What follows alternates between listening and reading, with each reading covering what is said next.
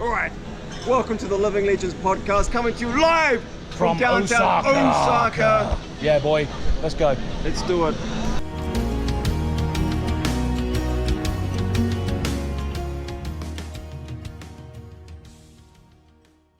Yeah, I mean, I can take the reins here. Just jump into it then, yeah. Might as well. Yeah, welcome back, everybody, to another episode of the Living Legends podcast. We're back.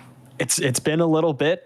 Just kind of had things. I know Az put out a post a little while ago. It was basically just Kel was traveling. I had a bunch of family stuff. It was all positive family stuff this time, so no worries there. But just too busy, unfortunately, to sit down. But glad that's ironically in December of all months finally settled down and we're able to get back started. Once again, I am Bill. From the Spike Feeders, and joining me as always are my two lovely co-hosts. Let's go reverse alphabetical. Kel, welcome back. Oh, holy crap. Hey, how's it going? Yeah, it's been a very busy last couple of weekends. I've, back-to-back weekends of travel. Folks who follow me on social media will know I was invited to the invite-only exclusive Gundam World Premiere event, which was literally just came back from it yesterday. So I'm still a little bit tired from everything, but it's good to be back. So yeah, definitely. And we also have third, but certainly not least, we have Az. Yeah, I am. I'm doing pretty well at the moment. Very, very busy. Probably the busiest that Go Again Gaming has ever been, because this league that I'm doing now, the League That Means Nothing Season 3, is absolutely insane with regards to how many players are playing in it. And I think I've said this on pretty much every podcast since it started, really, that it's definitely seeing all the numbers and stuff go up. It's not something I really sort of judge my channel and performance and stuff on, but it's nice to see all those sort of green arrows and stuff like YouTube stuff saying this is stuff that people like. And I think I've hit the content that I'm going to be doing regularly on my channel now, and I'm very, very close to 2,000 subscribers. So I'm at 1.97. Oh yeah. So I'm need like 30 people to be like subscribe, and there we go. I'm at 2,000, which is a nice little milestone for me, as just a guy that loves this game and people that are involved.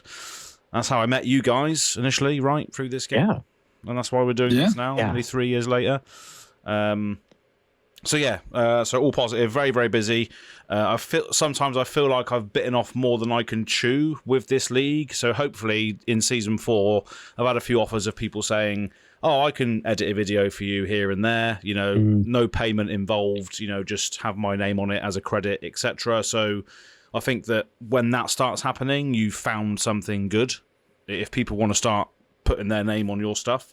So yeah, we'll see how that evolves and how that happens. And James White also messaged me the other day saying, "Do you have a League That Means Nothing Season 3 logo you can send me?" So I don't know what he wants that for. So I'm not sure what he wants that for. But I wonder if they're gonna put you on like a newsletter or something. Yeah, that'll be nice. That'd be kind of sick. Yeah, nice. Especially because now, like, I think there's a few skirmish seasons wrapping up. I think there's a few battle hardens that have been played, but during this sort of time between now and the new year, there isn't much content going on apart from maybe this league, perhaps. So there might just be like an article that says you can go check this out while it's a quiet period or something along those lines. We'll see, but yeah. I've been very, very busy in Flesh and Blood. So always engage with it these days, mainly from an editing perspective. But it's nice because I get to edit like loads of heroes I don't necessarily get to edit and play with and see. So it's pretty cool to do that, I think. So yeah, it gives you the opportunity to watch a lot of very diverse gameplay, which keeps you fresh. Yeah. But that's awesome to hear. I'm really happy to hear that. If you are not already subscribed to Az over at Go Again Gaming, you absolutely should get them to 2,000 subscribers before the end of the year. That'd be a great Christmas present. Yeah. And if you haven't subscribed to this channel either, as well, this is a separate channel now at 600 and something subscribers. So we are climbing up there as well to get to that first milestone as and when. So hopefully next year sometime we can get there. But keep doing that as well, because this is where we're going to be. So definitely. But yeah, speaking of Flesh and Blood as a whole. It's been a while since we've been able to chat about it. Yeah. And of course, some new stuff has come out. Do we want to talk about the spoilers for the Hunted, or do we want to talk about the new gem pack? Ooh. What are we feeling? Let's do the gem pack first, I think, because that's I think that's like the main discussion as to how it could be implemented into armories and stuff, and then obviously we can like read the cards out that have been done. I think there's only like 3 or 4 of them anyway for the actual cards, so we can save that to the end, perhaps. Definitely. Yeah. I'm actually curious as to what you guys think about this because, well, I'm curious what you guys think about it, and then I'll follow up on it. I guess I'll say. Yeah. Okay. So for our listeners, if anybody doesn't know what the gem packs are, I'll be sort of loosely paraphrasing the reveal article. But gem packs are going to be replacing armory kits as the main form of prize support for organized play. They're going to contain, I believe, the first one has 33 cards. I'm just checking that right now. A pack has 33 cards in it. Oh no, 33 cards in there. No, I was going to say. Sorry. Yeah, there's 3 cards per pack. It's a 32 card set. So there's 1 Chase Marvel. There's 8 total cold foils, 22 rainbow foils, and 23 non-foil cards that are being printed. They come in a carton of 50, I guess because they're a 3 card pack. But there's 1 regular printing of a card, 1 foil, which is either the rainbow foil, cold foil, or Marvel, and then an art card. So Magic the Gathering, it's, of course I talk about Magic, but they actually do have support packs like this for tournaments. There's like I forget what I think they're just called tournament promos, but they're like specifically stamped. They have the little logo on them that show that they're different, but I think they're genuinely a really good way to provide prize support for things, because depending on how many of these actually get allocated, there's a possibility that you could make some just like sort of random events end up being like kind of juicy without needing to put up actual prize support like yourself as a store, using product that you could have sold and maybe getting like lower EV, because I know from just hearing things from behind the scenes that tournaments are like razor thin when it comes to like actually getting a really decent return, at least if you don't have a huge buy-in or something like that. So I think that this could be a really good option. I love opening packs personally. Not necessarily having like a dedicated rainbow foil, especially if there's like a month where the promo is a card that I don't care about, or like a card that people don't care about for a class that you don't play or recently got banned or something like that. I think it allows the store to still incentivize people even if you're not like super interested in a specific card, because what if you pull the Marvel and you just like plus super hard on the day? Yeah, exactly. All in all, I do think that this is probably a positive change. It's sort of the exact same thing that they did, changing judge support from being promos, because it used to be like you'd get Typanis specifically or whatever, and then they changed that to judge packs. And I think judge packs, because the types of cards that you can get, like the chase cards specifically, I think that those were also really good. Like you could get $1,000 Art of War just for fun, and even if you low rolled, you could still get a couple $100 back. And it didn't cost the store anything. It's a monetary bump for the people involved, isn't it? So. Exactly. You could view that. You could view that as, well, they're going to be more sought after. They're going to be more sweaty, but in fact they're not, because it's down to the stores on how they distribute or tie these packs to an event. So they can either do like a random allocation, like similar to how the People's Playmat used to be able to be like spun a wheel and then given to someone random. The store themselves can dictate how these are given out, so it could be a top prize for the first place, or it could just be a random thing on the day, which encourages more people to go to armories, even though if they are cutthroat armories and they've never got a chance of winning, you could still give them the pack and they still could get a $100 card or whatever.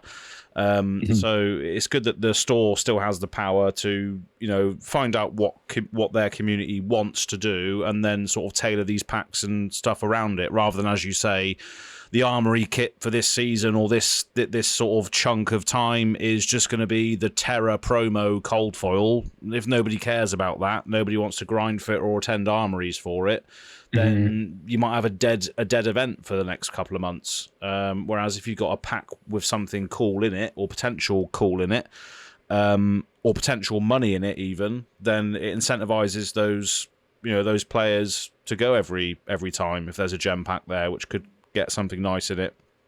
But I know, I think I saw a social media post from you, Kel, saying that there was a lot of other games that you might have played that have similar stuff to this. Is that right?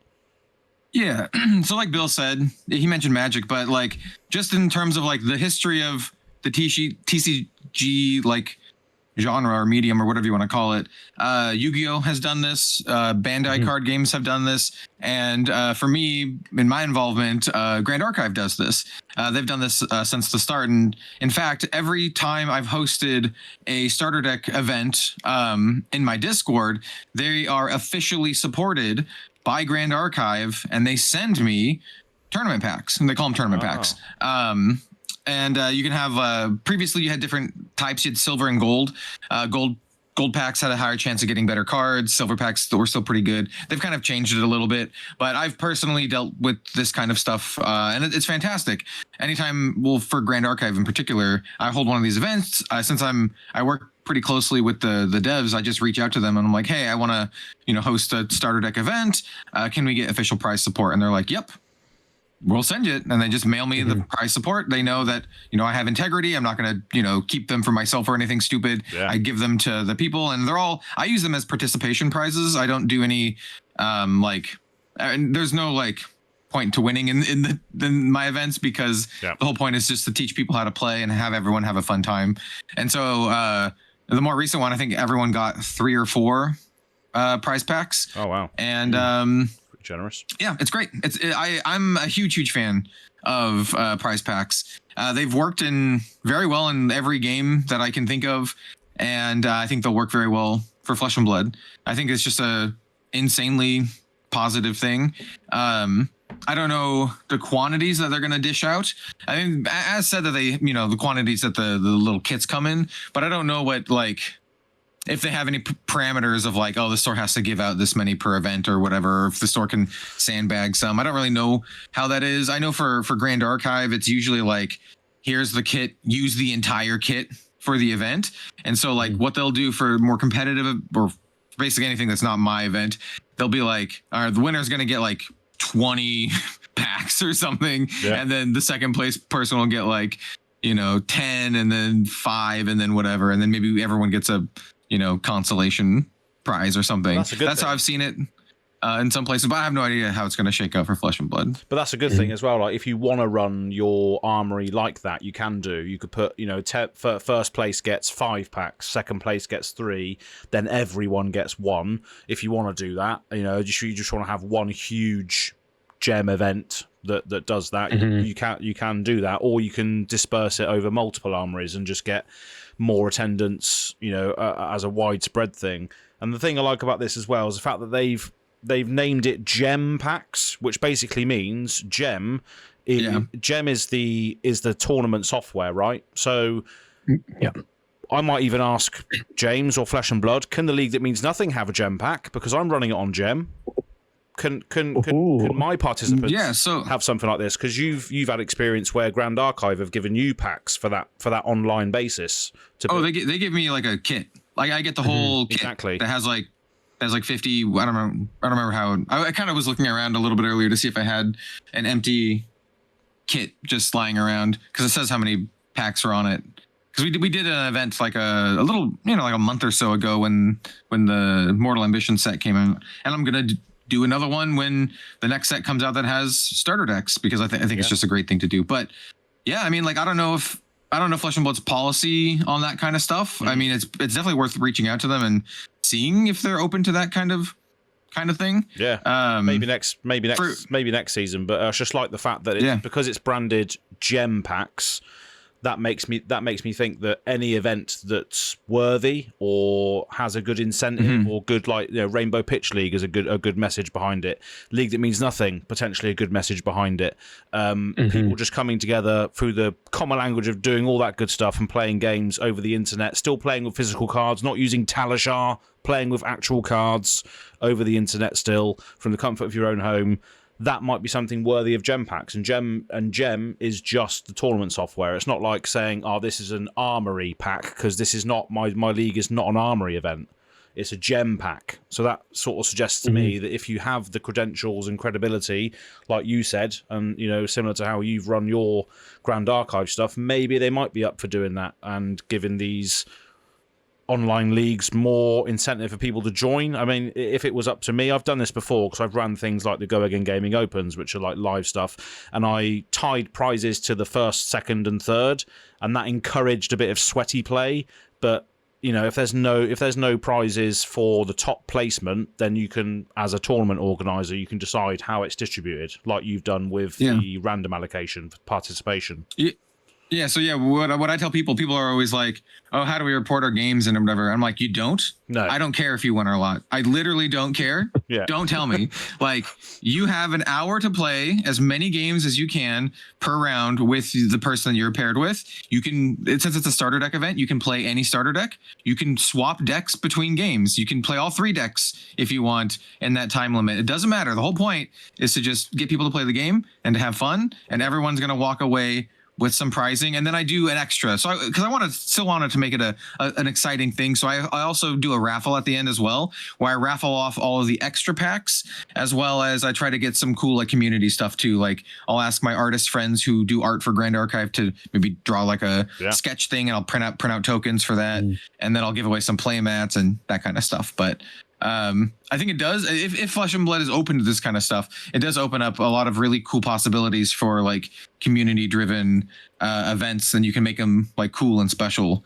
And I think it's just a great thing. Like I said, I think it's a really, really good thing just across the board, from the LGS level to, whatever potential things that they could end up being used for. Yeah, I mean, just good. Just reading this article as well, it does say that it's going to be replacing armory kits, but that's just one application of this whole new rebrand is gem pack. That's where my hope lies, is can gem packs be used by people that want to drive communities, for instance, because that could be a great incentive for people to just play more Flesh and Blood, not necessarily at a game store. For the people that can't get to a game store or don't want to go for whatever reason, they can play from the comfort of their own home. This is a good rebrand for people to just play a gem event created by someone, backed by LSS, maybe for a specific reason, that will then allow them to maybe get these through that medium. I think it's a good way for them to do that. But it does say on the article that it's replacing armory kits. So yeah. So I guess we'll find out with that. But yeah, I have had. I mean, like, I don't share this thought, but I have seen some people discuss the fact that this is replacing armory kits as a negative, because that also replaces the playmats. Oh, yeah. Right. So now they're not going to be getting armory playmats, and people are like, oh, I'm sad that they're not going to get playmats. For me, maybe I'm just, like, inundated with so many playmats that I'm just like, I don't need. No, I'm good. True. Yeah. And I feel like a lot of stores are maybe also similar to that regard. And I don't know. Maybe LSS has a plan to dole out some playmats in a different, way. Yeah, that could be cool. But it did feel, at least from my own personal experience, whenever an LGS did get a playmat for an armory for the month, there wasn't really any way that you could make giving it away or basically just allocating it to somebody. It was basically just always a raffle. You would just, at the last armory of the month, they'd be like, okay, here's all the players in a wheel, who gets it? And it's like, okay, cool, yay.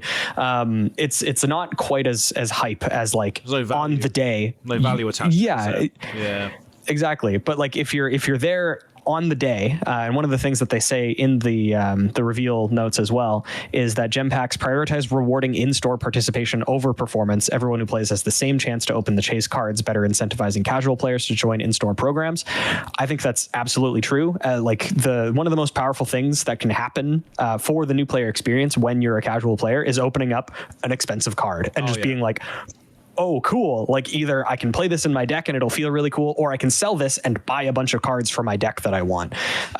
It allows you to become more enfranchised in the game without actually having to shell out real life dollars. So being able to do that instead of getting a mat that you could maybe flip for $25 is like, I would say infinitely better. It also just feels better to get packs. That's my own opinion that I'm sort of injecting in here, but I love packs. I think packs are really good. So yeah, I think overall this is going to be a very positive change. I'm looking forward to that. Quite frankly, I'm surprised that they haven't done this sooner as like one of the, if not the premier, like competitive TCG on the market. Like I said, this is not a new thing. Like Bill mentioned Magic, and I mentioned like Yu-Gi-Oh! And Bandai games. Games have done this for a very long time. It's not like a new or innovative thing. It's been happening for a long time. And I know, you know, a lot of the people who work at LSS have a history of like being tournament organizers, James White being one of them. So I was actually kind of surprised that this is like, they're just doing it now. Maybe they feel like they now have the means to do so, you know, in terms like production wise or something. But then again, there's other small games that do it, like I said, Grand Archive and like even Alpha Clash, which is a superhero indie superhero TCG. They do that as well. But I definitely would understand if it was just down to like an actual design like bottleneck that they had, because this is essentially like, it is a small set, but assuming that, you know, they are, even if most of the cards are reprints, they would still have to vet like what reprints do we want. It does say that they're going to be themed around the hunted. It's like, okay, so are there going to be like individual specific cards? I would kind of hope that they don't have like mechanically unique cards that you can only find in the gem packs. I really hope not. No other game does that, at least not that I know of, and it would be awful if they did. It would be it wouldn't be great. But like you could have like cold foil versions of cards that aren't in the main set. But they would still have to like determine which ones of those that they pick. Like there is still a design process, even if they're already making the cards, because otherwise you can just make a product that flops really hard if you pick the wrong stuff. So yeah, like what Grand Archive does is it's simple but also really cool. So Grand Archive, it's really hard to pull foil cards in Grand Archive. It's not like Flesh and Blood where you get one per pack. You get like 3 a box, right? It's really hard to get foils. And so the tournament packs are the best way to get foils because you will get a foil. But it's basically just foils from the set from whatever that tournament season is. So if it like currently it's Mortal Ambition. So you can get any card in Mortal Ambition that is of the rarity listed on the pack. But what makes it really, really cool is that you have a chance to get an alternate art, like it would be the equivalent of a Flesh and Blood Marvel. Let's just say that, but it's an alternate art, and you can only get this alternate art in these packs. You can't get them in the booster set. They're functionally the same. It's just different art, and it makes it really exciting. And they're usually the kind that has the cool signature thing on it and texture foiling, and it makes it really exciting. And these cards generally command a pretty nice premium, hundreds of dollars. So you open it and it's like, yo, you got it. It's like a big deal. Cool. That reminds me actually. Sorry, what was you going to say? I'll say my thing after. If you go to no, go ahead. Yeah, so the foiling thing reminds me of something that was there was a new video released with James and Brian, just like a dev talk thing. There was a new video released on the Flesh and Blood YouTube channel where they do this little talk between them both every month or two.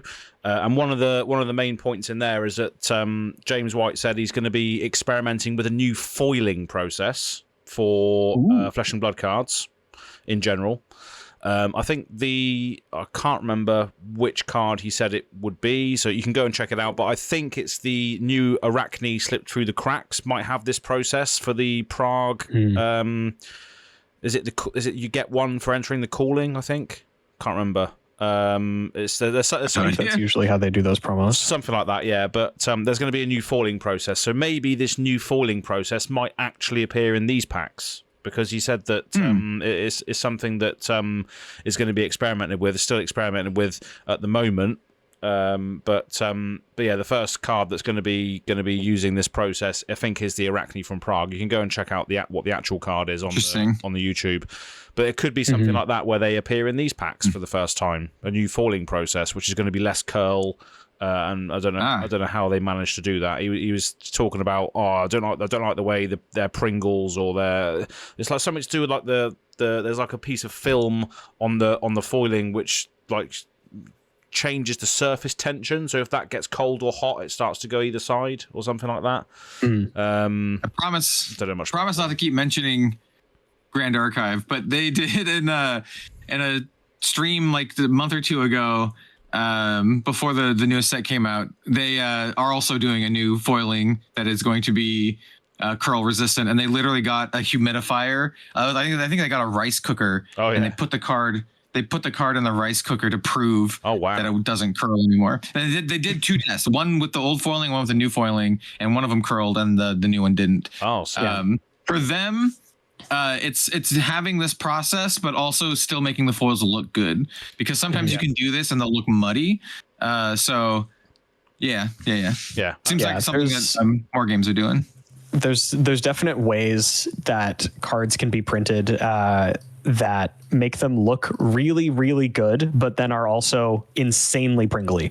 I have a bunch of like, especially new Magic the Gathering and even like new Flesh and Blood, like especially like commons for some reason specifically. They pringle really hard, and it does have something to do as well with just like moisture, like humidity in the air.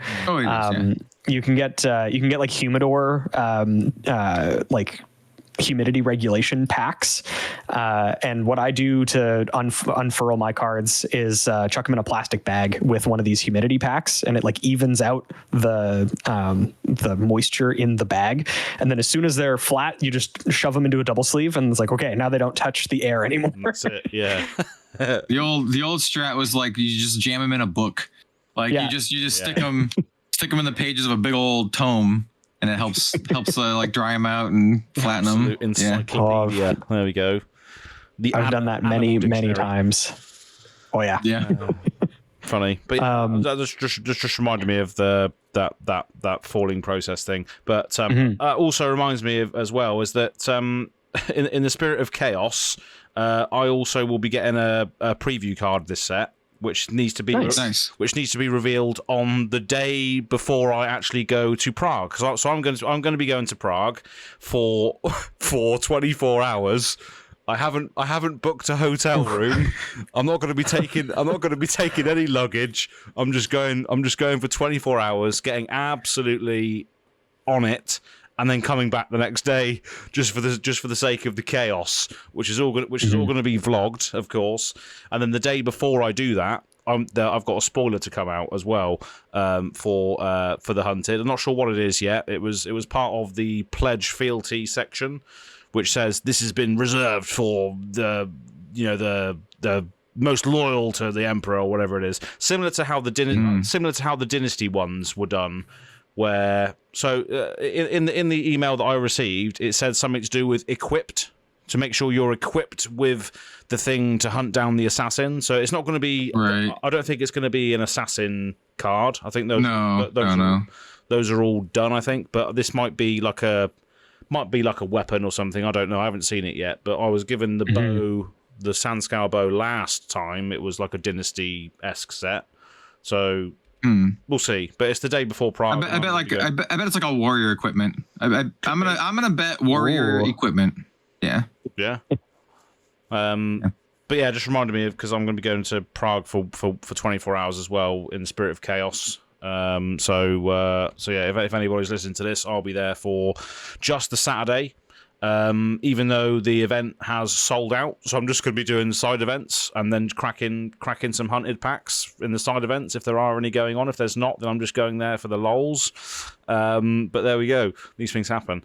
But yeah, I was just thought I'd mention that as well, just in case anybody else is going who's listening or watching. That sounds awesome. That's going to be a fantastic time. It's going to be a quick turnaround for you, though. Holy. Oh yeah.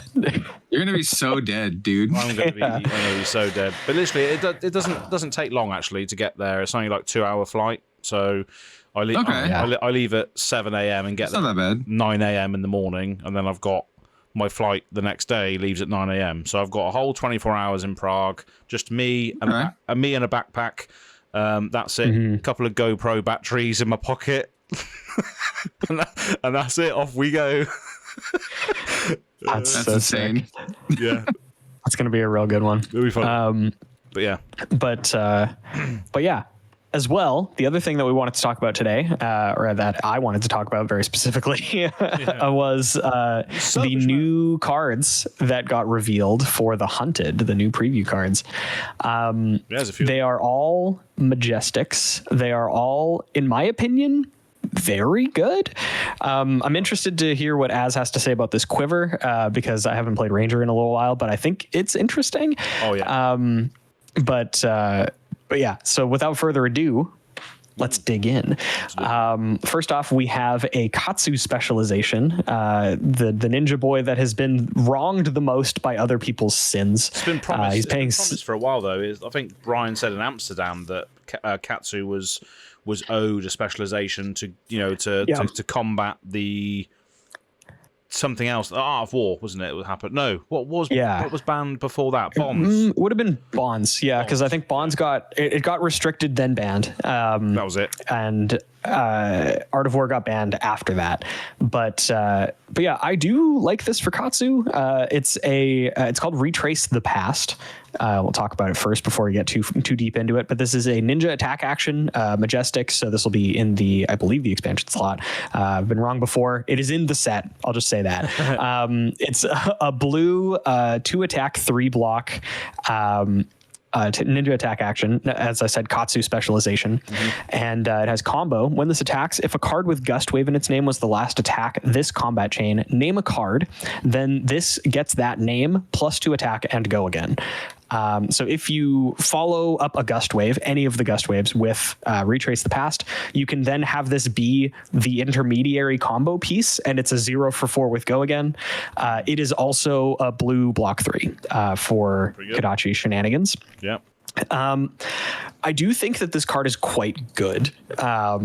It obviously, again, helps with Bond stuff. It is not nearly as powerful as Bonds, but that is, in my opinion, a benefit. That is a good thing for the game, that it is not as strong as maybe the strongest rare that they've ever printed. But I do think that Katsu is going to like this. I think he's going to play it and use it to as much of an effect as he possibly can. I know that he's kind of been hurting for a lot recently. Again, he's suffering for the sins of a lot of other people. He's just kind of trying to do his own thing. Yeah.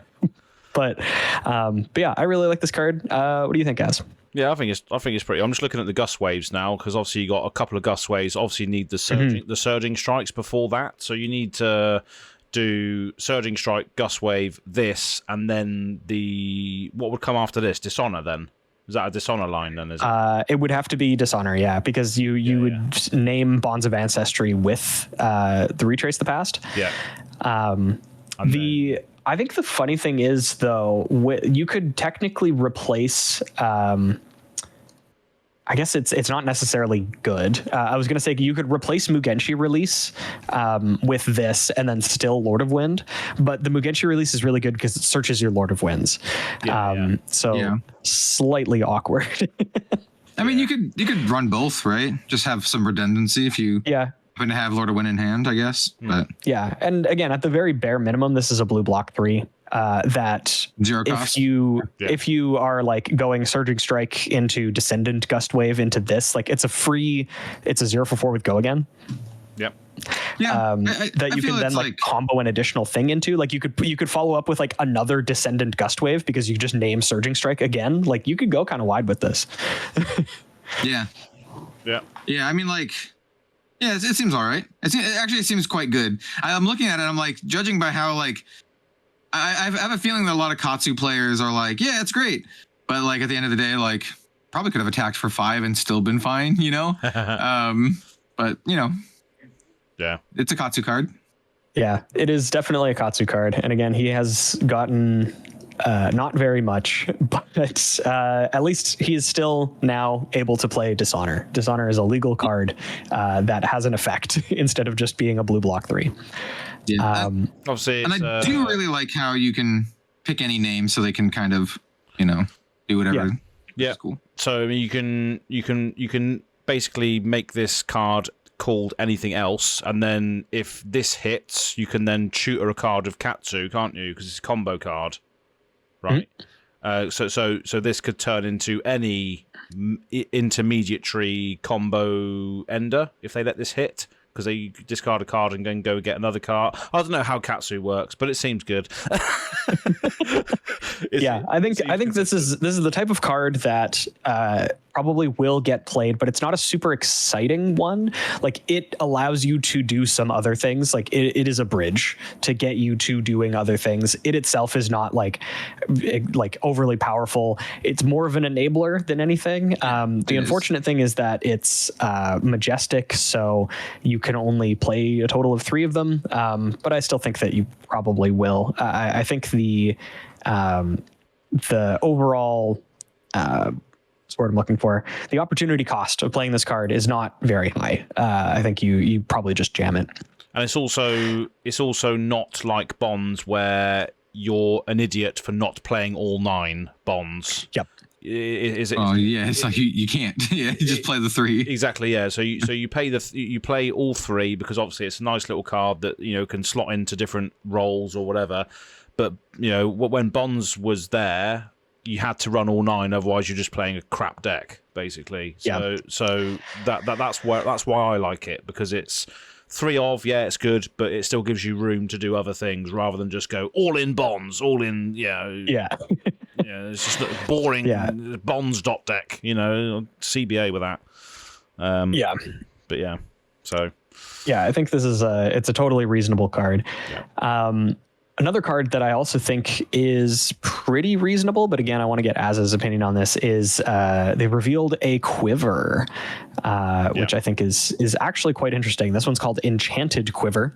It's a Ranger equipment -Quiver. And it has instant destroy this, prevent the next 1 arcane damage that would be dealt to you this turn.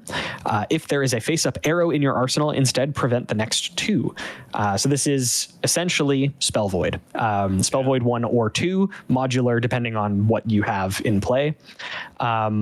I think that Spell Void equipment is actually quite good. I really like this because obviously Rangers care so much about the resources that they have access to, that like pitching on your opponent's turn to be defensive is actually like a fairly big downside.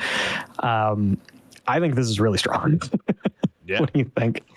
Yeah, it's pretty sick. Obviously, Rangers, especially the Azalea decks these days, that's where I'm speaking from. The cost curve is quite low. So you have a lot of reds, you don't have much blues or yellows and all that sort of stuff. So trying to pitch into Arcane Barrier is not a great thing. So having this available just as a Quiver Spell Void slot, because you're never using Crow's Nest, you're never using Rustling Leaves or Abyssal Depths in those wizard matchups, so just having a Quiver which soaks up damage, potentially soaks up 2 damage if you've got a face-up arrow, is just, there's no reason not to use it in those matchups. So it just shores it up a little bit, because it's hard to really have any agency as a Ranger against Wizard, because you're just all reds most of the time. So it's definitely just a must run in those matchups. So it's just good for that reason, really. So yep, I think it is the most boring playable card I can imagine. Pretty much, yeah. It's boring as hell, but it's very playable. So yeah. Yeah, it is not, again, it's kind of like Retrace the Past. It's not flashy, but I do think it will see play. It is like I have always kind of thought it took me a while to come around on Spell Void as a just a mechanic on cards. But when Chain was still legal in Blitz, I remember I was facing down on the day of a skirmish. I faced down, I think, 4 or 5 Icelanders on my way to the top table. Fun. And the Spell Void hat put in so much work. It was actually so good because it even just being in play, especially against specifically Icelander, specifically that type of wizard that wants to like burst you, it can give them just enough pause being in play to be like, I don't think I can do enough damage through this, so I'll just pass the turn. Excellent. I'll just like wait to see if I can one shot. And so even then, this like kind of gives you another turn sometimes. Obviously not all the time. I wouldn't like rely on this to be like, oh, my opponent's never going to attack me because I have this. But it can trip up your opponent just enough for it to be a little bit more valuable. It's it's the face up arrow part, which is going to be the hard part. I can't think of anything off the top of my head on my opponent's turn which allows me to have a face up arrow there. I would have already established an arsenal face down. I don't know. You have to like Skullbone Crosswrap, turn up, pass turn. Pass, yeah. Yeah. Skullbone, powerful. That's pass. Powerful gaming. Powerful gaming. Yeah. Yeah, I mean, like, the effect is, like, it is useful. I remember when I was playing a lot of Lexi, you'd put in, this was specifically Blitz Lexi for the team calling event, and I was preparing, this is back when Aether Wildfire was still legal in Blitz. And we knew that we were going to fight against Kanos, and I had Shock Charmers in my equipment loadout just for Kano, because I'd bring in Shock Charmers specifically to crack on Aether Wildfire turns, just so I could get the Spell Void. So I mean, like, I would have, if this card existed at the time, I literally would have. This would have been in that as well. Yeah. It works much better with Lexi because, oddly enough, you can Voltaire, activate and put your arrow face up, and then activate this to get the 2. But with Azalea. Yeah, I don't know, man. Oh, actually, you can barbed cast away something in an instant speed, can't you? So I think you might be able to. That is the anti-wizard tech, Enchanted Quizzer and Barbed Undertow. I think it's an instant. Is it an instant? Maybe it's not. I need to search this. No, yeah, Barbed Castaway is once per turn instant. You may put an arrow card from your hand face up into your arsenal. Yeah, there we go. So that's, you know what? Honestly, as much of a meme as you're saying, that does actually sound like not bad. Like, you're paying the 1 to then prevent 2 and set up for your next turn if you didn't already have something in your arsenal. You could put a name counter on it as well, can't you? Or is it flip it up, put a name counter on it? I think it's flip it up, put a name counter. I think it might be. Yeah. I just minimized it. Yeah, you may turn a face down, arrow face up, aim counter. Yeah, so maybe. Yeah. You could pay 1 resource to put an arrow face up into your arsenal and then crack your quiver and get 2 prevention for 1 resource. Absolute anti-wizard ranger tech. I guess that's technically better than Arcane Barrier 1. Yeah, boy. Technically, that's value. That's absolutely sick. Yes, but speaking of coming on, there is a Mage Slayer Azalea coming. I think that's a D&D class, Mage Slayer or something. Maybe, I don't know. I think so. Yeah. Basically like a demon hunter. Yeah, the next one that we have is one for I guess a specific class, and very specifically a hero that I personally do not have a lot of experience with or against. Yeah. But this is a Verdance specialization, a legendary Verdance specialization. It's a majestic, but it's legendary in keyword. This is called Ring of Roses. This is a yellow Earth Wizard action aura. It costs 0, blocks for 3. And as I said, legendary Verdant specialization. And this reads, the first time you deal arcane damage each turn, gain 1 life. From what I know, again, I don't have a lot of experience, so I'm not going to be able to really rate this card with any sort of certainty, but I do know that Verdance likes to gain life. And I do know that Verdance likes to deal damage while gaining that life. Yeah. This is just an additional trigger, like just every turn. It seems good. Seems good. This is ridiculous. I mean, like, it's an aura. It stays out permanently. It's an aura. It doesn't even have like flow or anything. Yeah, you can only have 1 in your deck, so you have to draw the 1 copy, right? Because it's legendary. Yeah. And it doesn't have like go again or instant, so it is your turn. But seems good, right? Yeah, like, and it is like I feel like it's one of those cards that, like, if you're playing Verdance, like you're gonna run this. Like, I don't see why you wouldn't run this. Yeah. Especially like as a one of it, like I think you would play 3 if you could, even with it eating up your entire turn and whatever. Like you would 3 of these. Yeah, like if you had 3 of them all and 3 play of at them the same time would be what gross. the hell? Yeah. Ping you for 1 arcane damage, gain 3 life. Gain 3 life. Ugh, you just never die. Yeah. Again, seems cool. Seems really powerful. I'm glad that it's a legendary. It feels like something that if you could stack it, this would get out of hand. I'm just looking for other synergies with auras, but I don't think she can really tutor it or find anything. That's more of a guardian thing, tutoring for auras at the moment.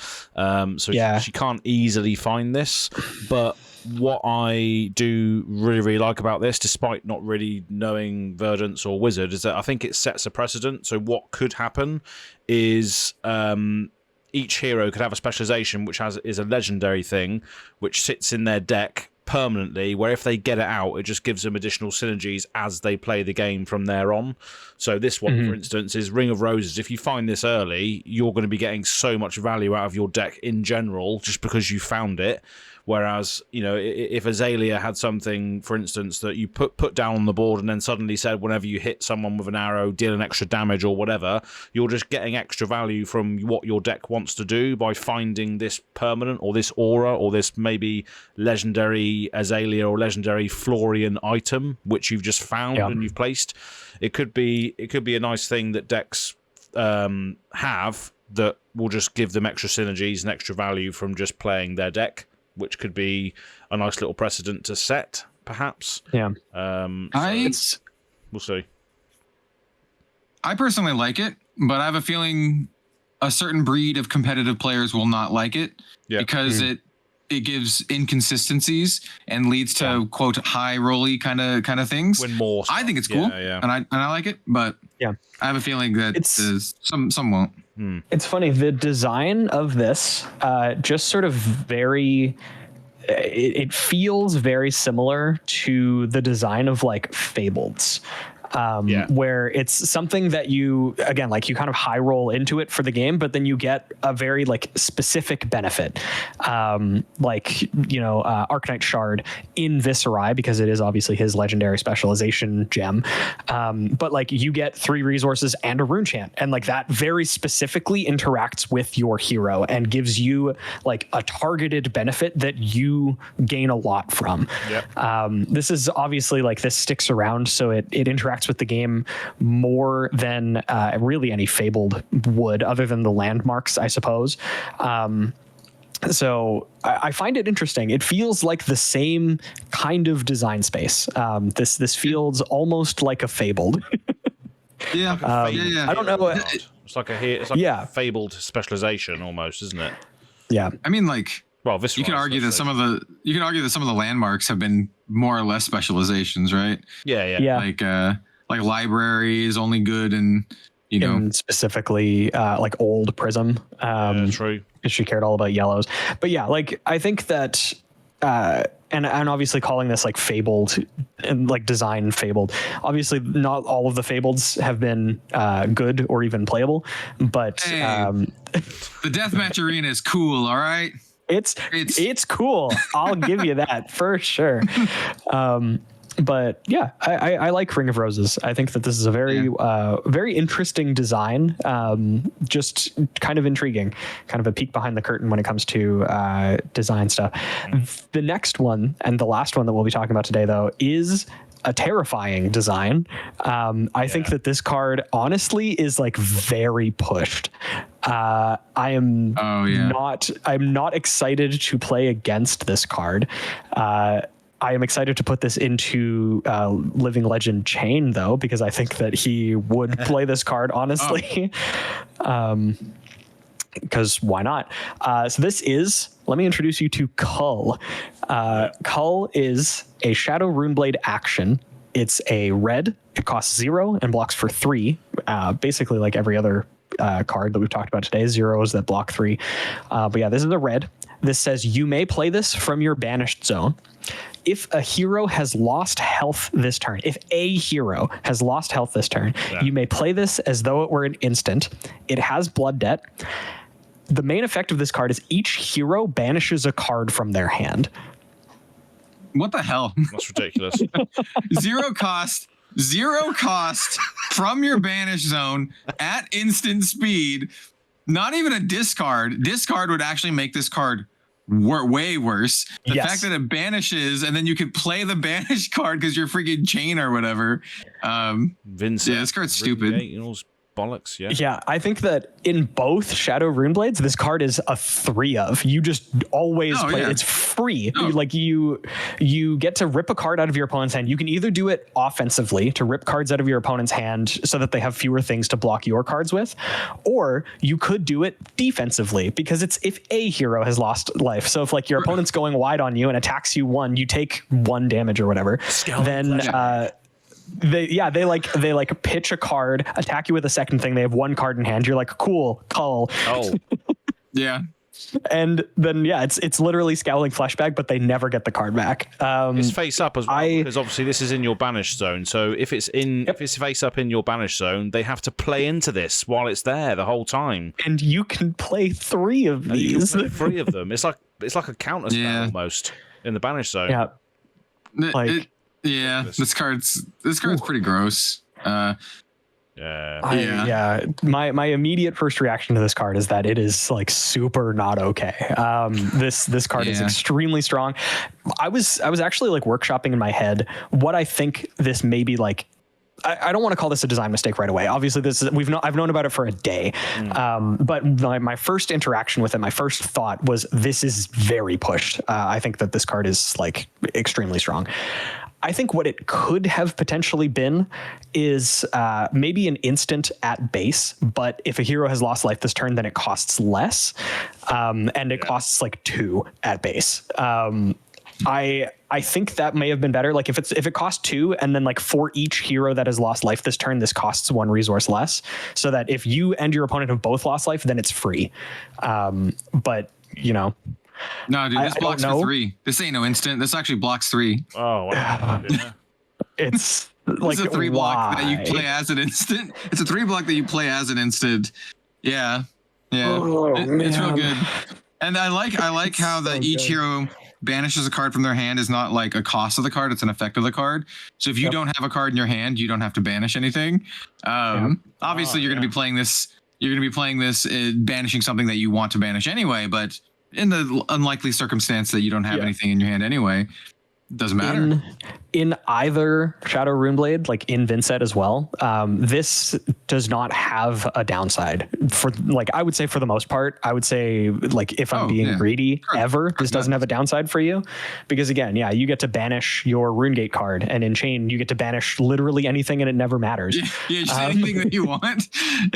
Or you just don't have Reverser or whatever. Like or you just don't have cards in your hand anyway, and it's like whatever. I'm playing this from banish with 0 cards in my hand, just ripping one out of yours. It's just another thing you can play from banish like at instant speed. Like, and it's insane. It's a 0 cost play from banish, as you just said, but it's also a Shadow Runeblade action card, which obviously cares about. There's a lot of other things that say if you've played another non-shadow, if you've played another non-attack shadow card, like Vincent's hero ability, for instance, that turns on Vincent's hero ability straight away. See? So, like I'm saying, it's not an instant, which is why it's so much better. Exactly. It blocks 3. You play it as an It's an action which basically counts as an instant because you can play it. It's ridiculous. This card, this to me, this is one of those cards. I mean, we mentioned before in the podcast. I called some cards they'd get like the Bolton treatment, right?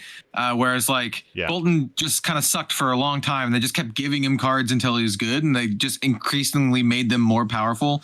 This feels like we want Vincent to not suck. Here's like a crazy card for Vincent to make her like good. I mean, I don't think Vincent's like terrible right now, but what I'm trying to say is like I feel like they are like giving her a push card to make her quite strong. From what I've seen and edited as well, from just watching them, and editing more games of Vincent, is that she can go so many different ways. She can go extremely tall with loads of massive rune chants and interactive attacks. And again, this is interactive as well, which I'm going to mention again in a minute. She can go wide with a couple of different attacks. You know, she can play really, really defensively. She can just do a lot of good things. It's quite a high skill level to play, I might add, but there's loads of axes that she can sort of go on. She's got Carrion Husk, of course, which basically just cancels one attack. It's always a ridiculous suite of armor that rune blades get. Plus, if you're a shadow hero, you get even more because of the husk. So yeah, it seems like she's going to be very, very good with the addition of this card. But what I also wanted to mention was the fact that this is just uninteractable. This is just each hero banishes a card from hand. It's similar to things like Felling of the Crown. It's just on play. You just lose cards from your hand, which a lot of people don't like because you can't interact in any way with it. But I think this is something that Flesh and Blood needs to a certain degree. Is people have complained about counterspell since the dawn of time. You know, you need interaction. You need interaction in your games, otherwise it just becomes Unga Bunga Town, and that's just not really that fun. You want the interaction, so I'm all for it. But I know a lot of people say, "Oh, this is uninteractive. It banishes cards, and I can do nothing about it." But yeah, that's the whole point. I think we need to almost slow it down to a certain degree. But yeah. Before we end this segment, I do want to talk about some other cards real quick. We might have mentioned them in episodes that I wasn't on. Did you guys talk about the assassin stuff, like the Tarantula Toxin and I think I very briefly touched on it with Kale when he was on, maybe. Okay, so I won't go over. So there's Tarantula Toxin, Long Whisker Loyalty, which is a Draconic Warrior attack reaction. So if you talk about those, don't worry. But I do want to mention at least one thing. Go for it. I got a little bone to pick, and I know my buddy Ian Kenderdine will share this sentiment with me because it's the same kind of bone that he has to pick with cards like push. No, that doesn't push the point. Lunging Press is like Lunging Press. All right, so my bone to pick has to do actually with a lot of the dagger cards, but specifically I'd like you to bring up the art and the card for Agility Stance. So if those listening, go look up I know Agility exactly Stance. where you're going with this. And we have this beautiful artwork actually of this cool looking lady warrior, and she's got like a cool big like katana or maybe like a saber type sword in her hand. And the card says, "Go again at the start of your turn. Destroy this. Then your dagger attacks get go again this turn." Where the hell are the daggers in this art? She's literally holding a two-handed sword. She's two-handing the sword.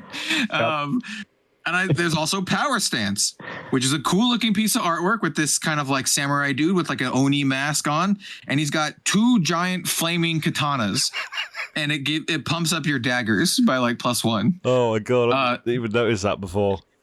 Like what the hell? It's hilarious. What the actual hell? So that's my bone to pick with these cards.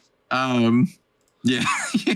I just see that I'm like, okay, the effect seems fine, but I don't see any daggers in the art. That is funny. Just pretend that she's holding a dagger in Agility Stance, and he's got the two daggers in Power Stance. Yeah, that's really funny. Yeah. So I completely agree, though.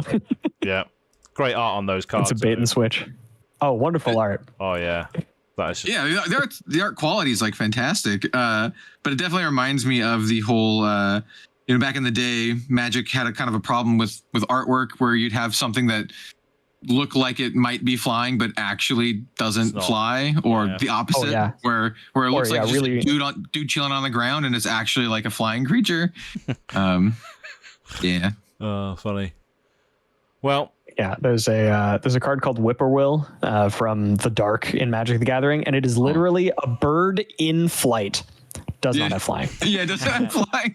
They had a problem with like printing a lot of like birds that didn't fly back then. Really funny. There's some other ones like from Alpha Beta. There's I think it's called like Frozen Shade, where it's like this ghost steel figure that's flying in the air, and he has pump. You pay one black man, and he pumps him. He doesn't have flying, but it looks like he's flying. He's like literally flying in the air.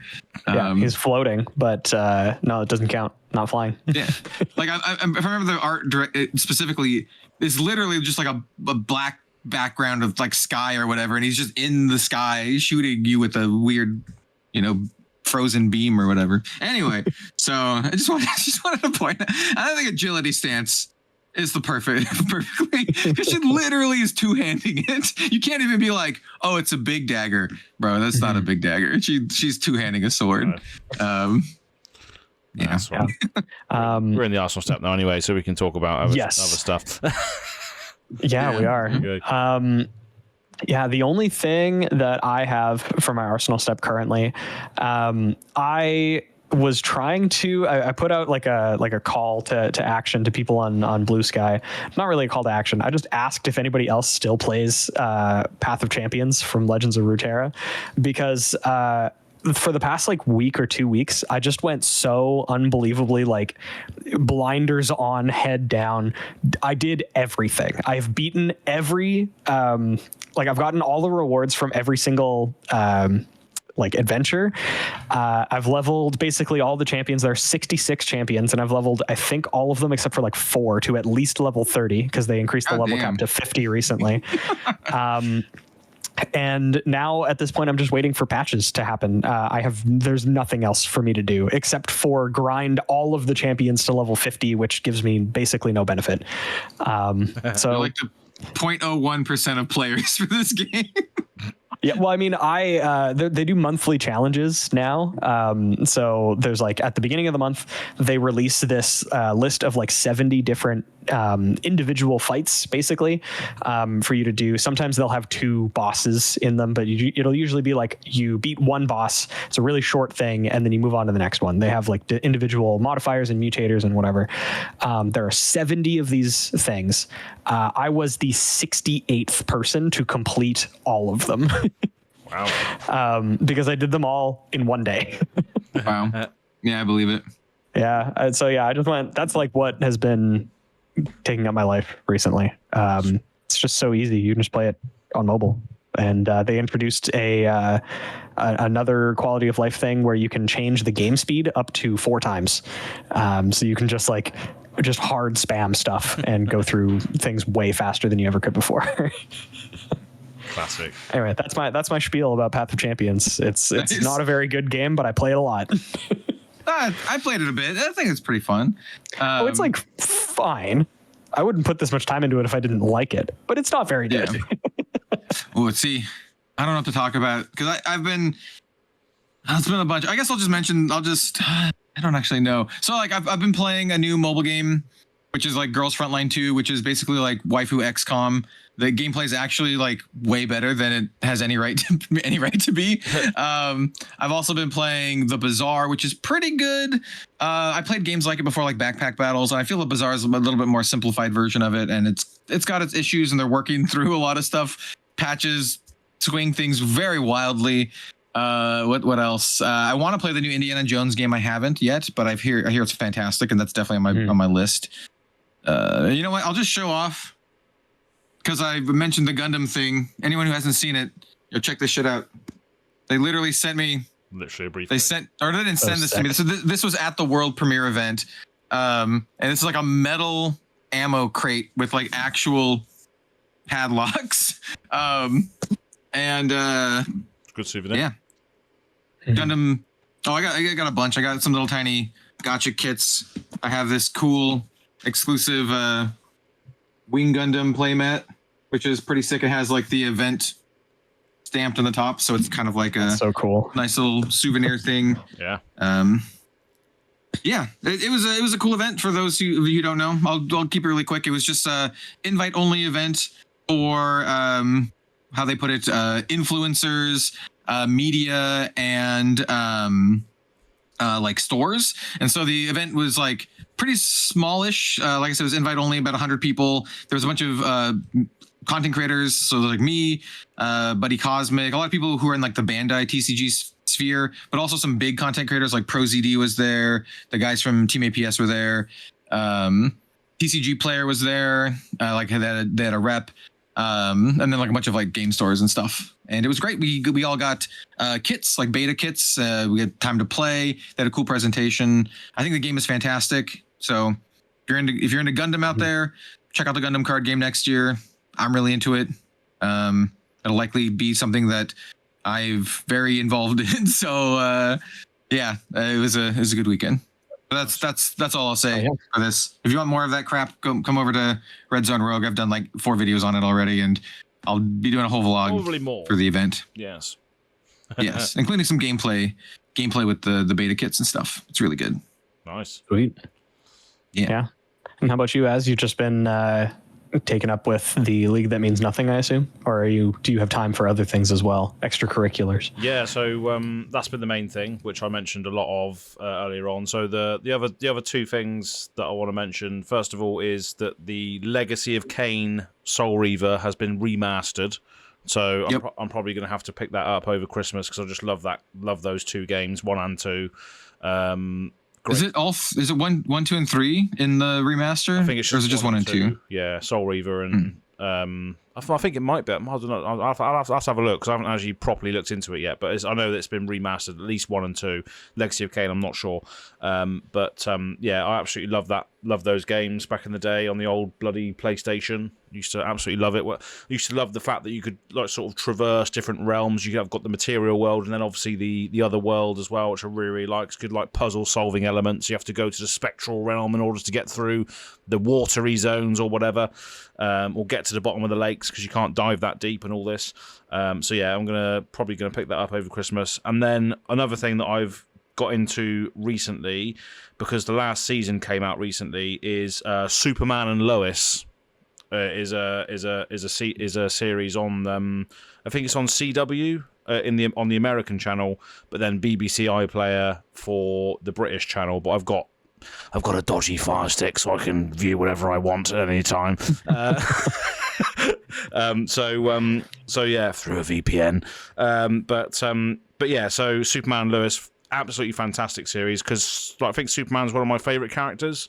But it's hard. Nice. It's hard to get him grounded because of the fact that he's an alien with ridiculous powers.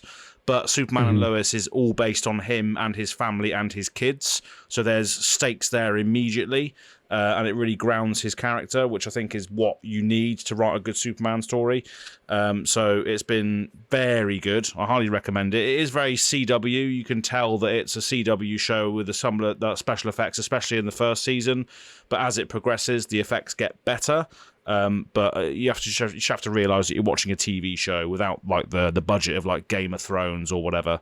But yeah, the last season came out recently. It's not available in my country yet on BBC, but I just thought I'd watch it all because it's now available to watch online, basically, and it's been very, very good. So definitely, probably my favourite portrayal of Superman on the screen, just because of how much it's been fleshed out. But yeah, I'm looking forward to the film next year as well. There is a film coming out, Superman from James Gunn, coming out next year, so that'll be interesting to watch. But apart from that, that's it really. That's my Superman pitch there. But there we go. Yeah, that's pretty much it really. That's awesome. I believe that will wrap us up for this episode of the Living Legends podcast. Thanks everybody for hanging out with us. We'll do a quick end of session roll call just so you know where to find us. I am Bill from the Spike Feeders. You can find me on, I'm primarily on Blue Sky these days. I'm Bill at spikefeeders.com or bill.spikefeeders.com. You can find me there. You can also find me on the main Spike Feeders YouTube channel. Still in a hiatus, that hasn't changed, but we're considering our options. That's what I'll say. I'll kick it over. I did reverse alphabetical to start. Let's go alphabetical to end. Az, where can the people find you? Yeah, so Go Again Gaming AZ on the socials, and Go Again Gaming on YouTube. Again, nearly at 2,000 subscribers. Need 30 people to click the button, then I'll be there. So hopefully by the end of the year, with the League That Means Nothing content, there's quite a few new people coming on to watch the games that mean absolutely fuck all. So yeah, people are enjoying that. But yeah, that's it really. you'll see me in the flesh and blood in Prague for one day and one day only in the new year. So come and say hello. 24 beautiful hours. Yeah. So that's it. And finally, third, but certainly not least, we have Kel. Where can people find you? Hello. You can find me everywhere at Red Zone Rogue. I usually mainly do X or Twitter. I'm just going to call it Twitter.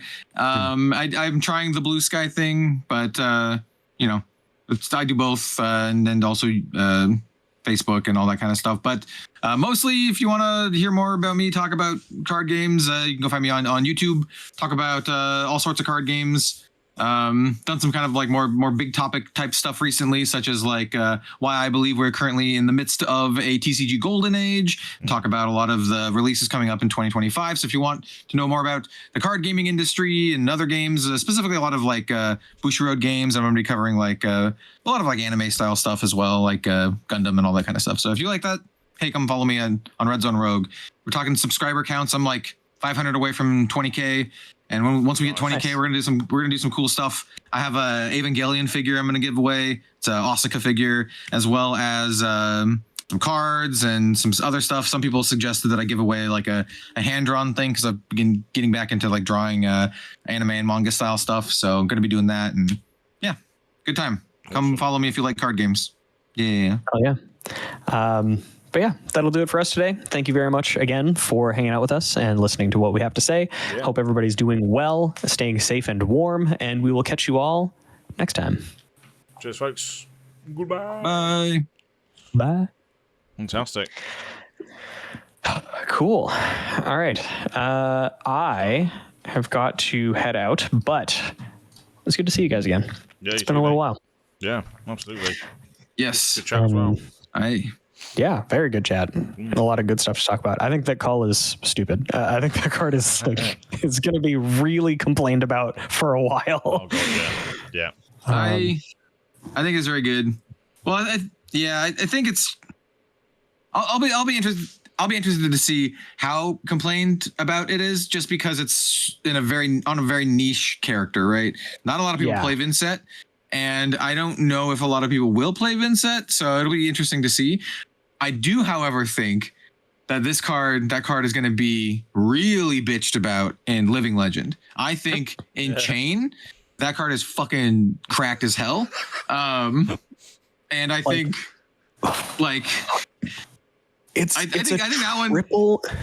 I'm not the kind of person who's like flashback. I'm like, this card's going to get banned. But the fact that they started to like do bans and stuff in Living Legend, I have a feeling that card, like this time next year, will be in contention for getting banned. I don't think it'll be immediate, but I think after given some time, it's going to be one of the ones that were like, oh, now we're restricting, this card down to 1, or banning it outright or something like that. I think it's going to be gross. Because Chain's already like really good. Oh yeah, as like he's still the best discard card in the entire game. It's offensive and defensive. Well, the fact that you just fucking mill it from your shackles, and it's just a free discard at instant speed, like when you're punching your opponent in the face. And the fact that you can do it like during their block step before they can even do like D-reacts or whatever, like. Jesus Christ! I'm still recording this. I need to stop this now because this is just getting disgusting. I need to stop. You know what the funniest thing is too? You know what I just thought of in Chain? If you cast Cull and you're like, okay, you have to banish a card from your hand, and your opponent's like, okay, I'm going to banish my thing, and you're like, cool, I'm going to banish this other Cull and then play it. You can do that. Oh god! It's so good. Oh, you thought you were safe, buddy? No. Just imagine this. Imagine this bullshit too. Like you're playing Chain, right? And you have like maybe it's a. But a little bit later in the game, you have like 5 shackles, 6 shackles, and you shackle 2 or 3 of these fucking things off the top, and you're just like, yeah, I'm gonna rip your entire hand. Like, oh, your hand's just gone. Like, eat it. And then I'm gonna continue to play and do a bunch of other crap. I'm gonna do more Chain stuff. They cost 0 for some reason. They cost instant 0. Instant speed 0. And the other funny thing is you can, with Chain specifically, you can do like seeds. And like poke them for like 1 arcane, just so they have like the lost life, and so you can just do it. Yeah, it's great. Hey, do you want to give me all of your cards so that I don't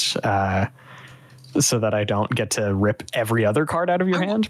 we'll see. I really wonder if you do it for tempo or if you do it for like a big wombo turn with chain. I wonder if you just sandbag them, and so you have like 2 or 3 at a time, and then just be like, it's my time. Your entire hand's gone.